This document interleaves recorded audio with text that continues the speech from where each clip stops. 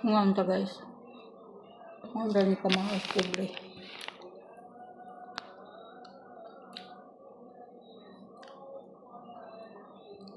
Sa muli nga giinit. Ah. Init. Bago lang ko naman. Naghimog may kuhan ka ng i-travel diha kay naid. Duha ka pinay diha sa accommodation nga nagpahi. Flight sila karon. Hapon pa ilang flight ko. Gikan na sila diri alas 12. Munang nag-init na ko sa ilahang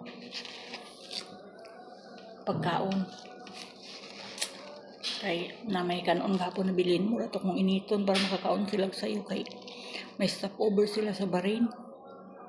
6 hours ra ba ilang stopover. Gulf Air ilang sakyan. Mo nang tabangan na maghimo kay di man sila kabalo maghimo sa kuan i-travel. Tabangan lang kay an bago may nahuman.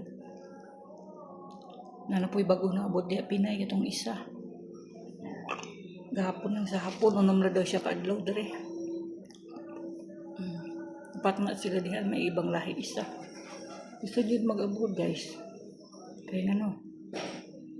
Sa man pating sa mulin abot sa kuan. Buhok. Umuwi na? Hindi na. Ay.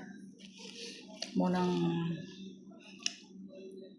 lisod mag-abroad kung dili ka hugot sa bakos kay ngano naay mga pagsulay maabot sa imong kinabuhi diri. For example imong amo mabaguan ka.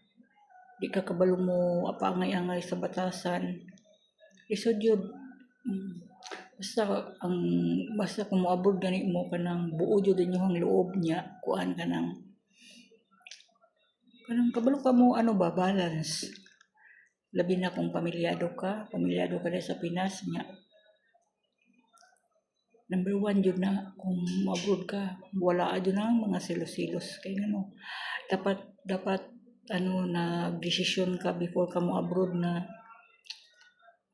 imong bana mabilin, imong asawa mabilin. Unsa ka siya dito, dapat tiwala lang, di ba? Dali ra man ang 2 years.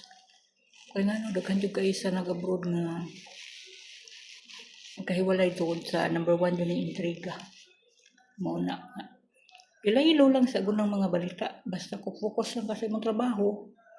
Nga, muna-una ang ugma ang mga bata mo lang. Ay, natunaw ito mga chismis.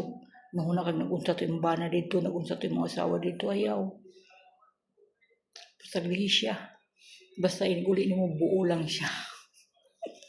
O diba? So babu, magkaunsa ko.